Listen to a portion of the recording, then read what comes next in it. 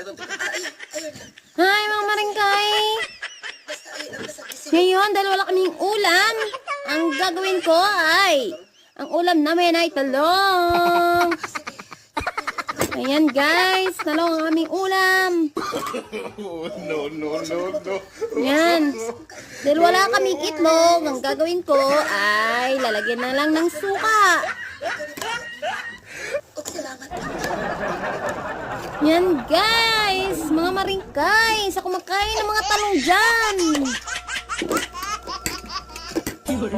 Yan, tignan natin bawat loob dahil baka hindi natin alam. May laman. Yan. Yan. Tignan nyo. Balatan muna natin guys. Alangan naman kainin natin kaagad na may mga balat pa. Yan.